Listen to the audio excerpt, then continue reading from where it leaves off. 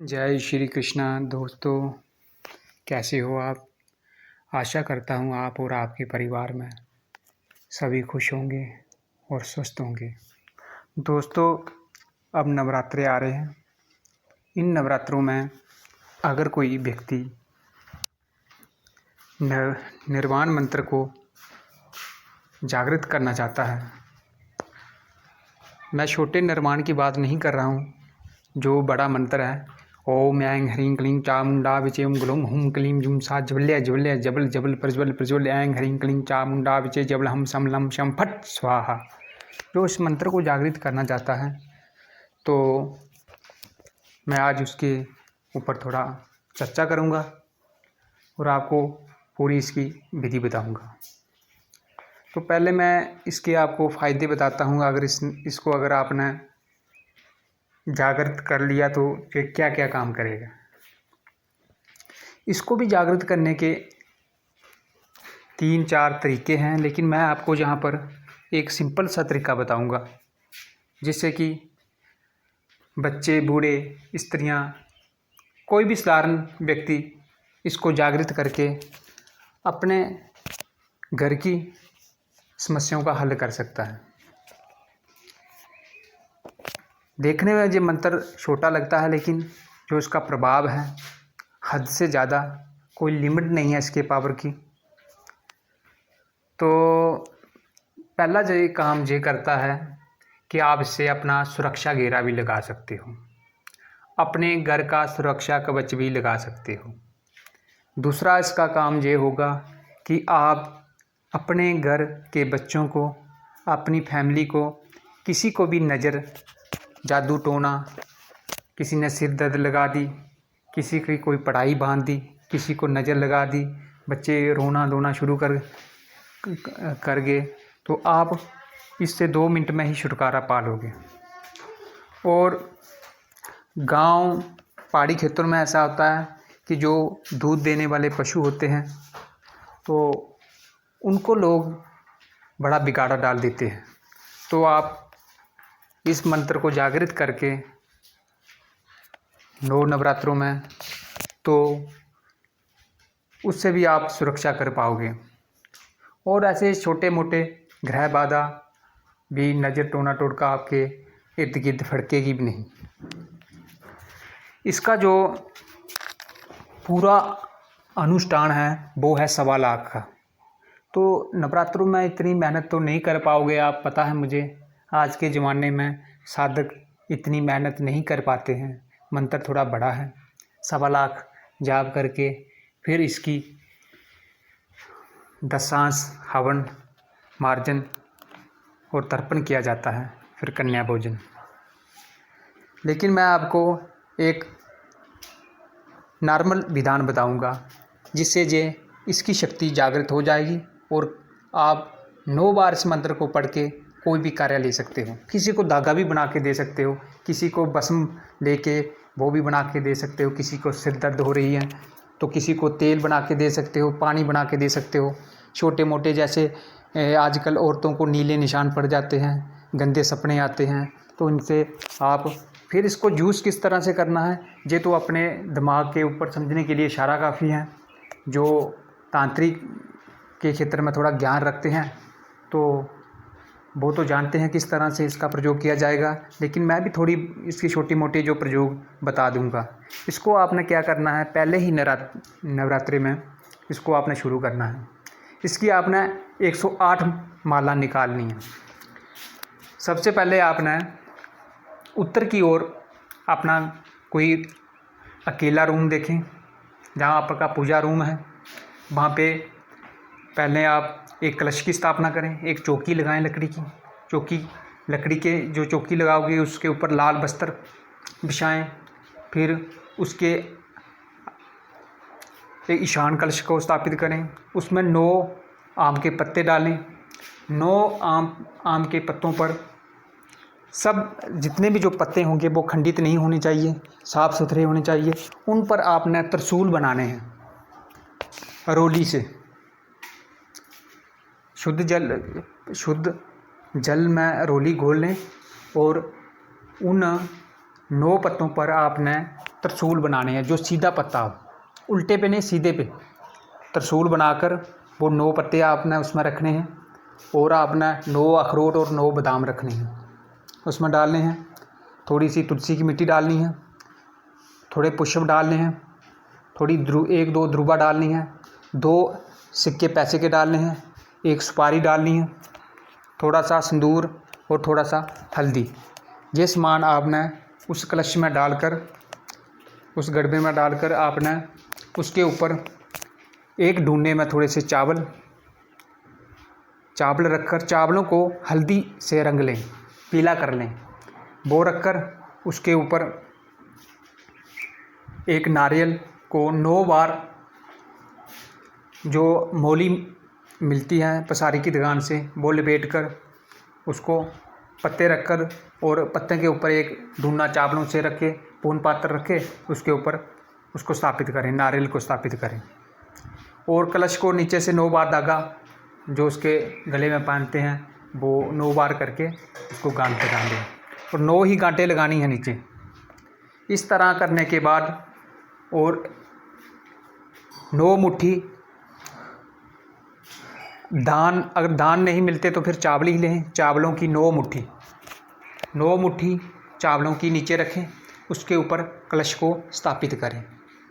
ये आ गया आपका ईशान कलश। फिर उसके बाद जो चौकी है, उस चौकी पर आपने 1-1 मुट्ठी की डेरी लगानी है, 1-1 मुट्ठी की आपने डेरी लगानी है चावलों की। चावल आप रोली से थोड़ा रंग लें ताकि थोड़े लाल हो जाए, उनका कलर चेंज हो जाए। 9 मुट्ठी आपने थोड़ा डिफरेंस, थोड़ा उनका फैसला रखना है, थोड़ा 1 मुट्ठी इधर लगा दी, 3 मुट्ठी लगाई तो 9 बन गई। चौकी है, चौकी पर 1 मुट्ठी ऊपर से स्टार्ट की, 3 लाइन लगाई, फिर 3 उसके नीचे, 3 उसके नीचे, 9 बन गई। उन पर 1-1 सवारी रखनी है आपने, 1-1 सवारी रखनी है और उसको नव दुर्गा का स्वरूप समझ के उन सवारियों को उनकी पूजा करनी है। तो उनको तिलक लगवाएं, कुमकुम का, चावल पुष्प चढ़ाएं, 1-1 लाल पुष्प, कोई लाल गुलाब हो गया, लाल कनेर के पुष्प हो गए, उन पर हर सुपारी पर 1-1 फूल चढ़ाएं, मिठाई चढ़ाएं, फल चढ़ाएं, धूप अगरबत्ती करें और 1 दीपक आप कड़वे तेल का अपनी दाहिनी ओर जलाओगे, उसकी जोत आपकी तरफ रहेगी। इतना करने के बाद लाल रंग का आसन और लाल रंग के कपड़े पहनकर, लाल रंग का रुमाल अपने सिर के ऊपर लेकर सबसे पहले पानी को 7 बार अपने ऊपर छिड़काव करें। 3 बार गायत्री मंत्र पढ़कर 7 बार मंत्र को छिड़काव करें। जो भी अपने पास सामग्री है उसको छिड़काव करें, फिर आप आसन पर बैठ जाएं। 3 बार आचमन करें, पानी पिएं। ओम केशवाय नमः, ओम नारायणाय नमः, ओम माधवाय नमः। 3 बार पानी पीकर हाथ धो लें, तिलक लगाएं, अपने माथे पर चावल पुष्प लगाएं। फिर उसके बाद गणेश भगवान को प्रणाम करें। ओम गणपते नमः, ओम गणेशाय नमः। कोई भी आप, जो भी आपको सुगम लगता है उससे आप 1 माला का जाप करें। उसका 1 माला का जाप करने के बाद अपने गुरु का दिया हुआ जो भी गुरु मंत्र है तो उसकी 1 माला का जाप करें। फिर उसके बाद अपने कुल देवता को प्रणाम करें, ग्राम देवता को प्रणाम करें, स्थान देवता को प्रणाम करें, अपने पितर देवता को प्रणाम करें। इन सभी को प्रणाम करने के बाद हाथ में जल लें।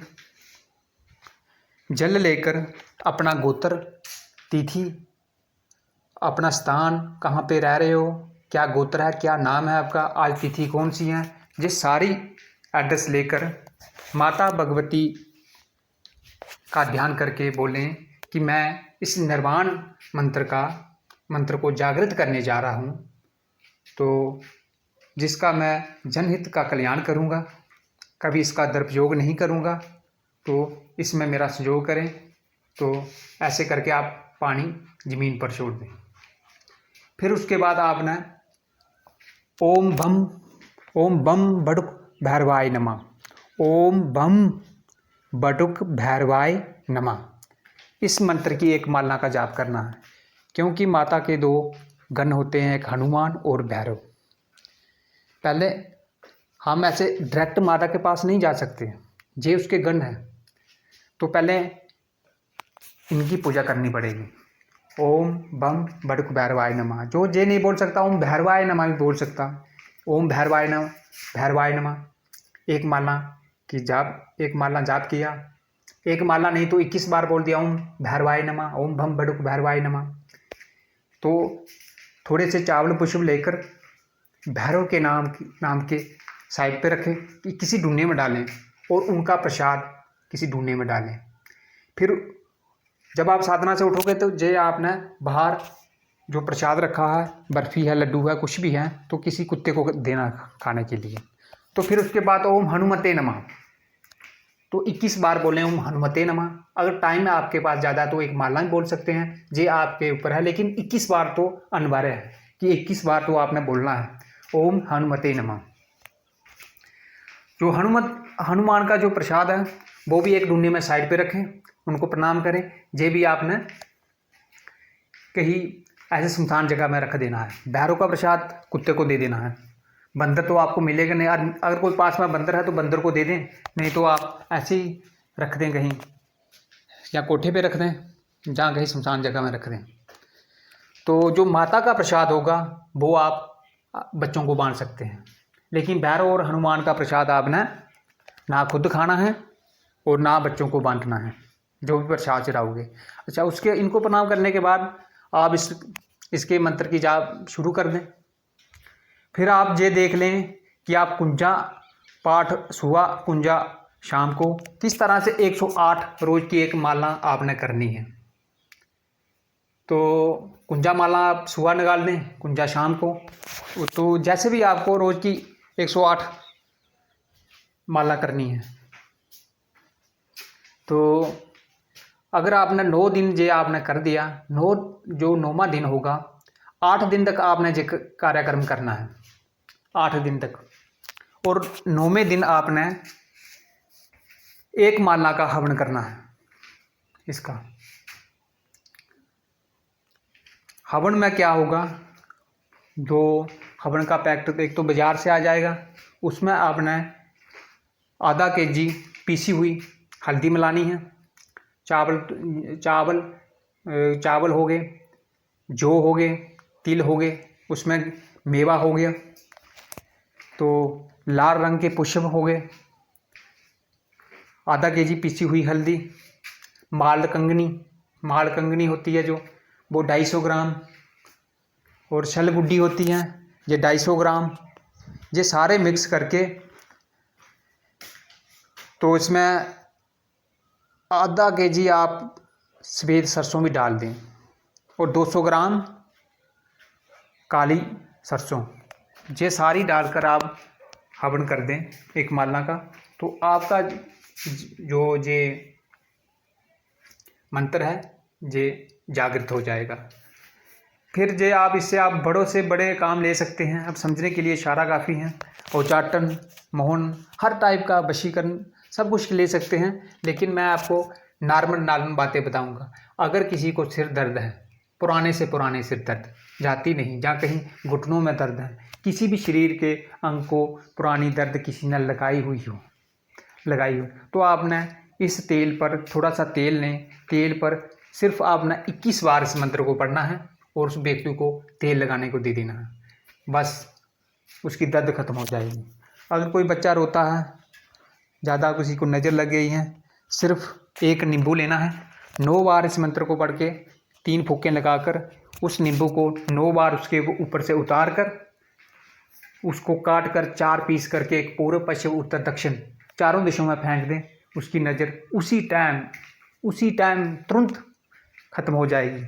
और अगर जो कुछ लोग पहाड़ी क्षेत्रों में ऐसे होते हैं जो मक्खन चुरा लेते हैं, तो क्या होता है, जब आप सांस छोड़ते हैं तो जो मक्खन निकलता है गाला लग जाता है उसमें कि मक्खन नहीं आएगा, वो अपने मंत्र की शक्ति से वो अपने घर में माखन ले जाता है। तो ऐसी स्थिति में आपने क्या करना है, लाचियाँ बनाकर आप दूध में डालें और 1 इलायची दूध में डाल दिया करें। 9 बार मंत्र पढ़कर इलायचियाँ 1 बार गट्ठी बना ली तो 1 इलायची उसमें डाल दें तो वो ख़त्म हो जाएगा। फिर वो 2-3 बार पानी उसमें डालें तो ख़त्म हो जाएगा। फिर कभी कभी ऐसा भी होता है कि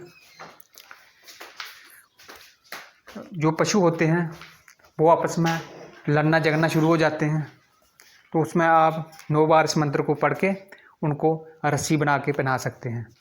जिन औरतों को सपने आते हैं, नीले निशान पड़ते हैं, तो उनके लिए आपने 7 रंग का धागा लेकर उसके पैरों से सिर तक नाप कर 9 गांठें लगानी और 9 बार इस मंत्र को पढ़कर उसके कमर में बांधने के लिए दे देना है। तो इससे आप हर किस्म का काम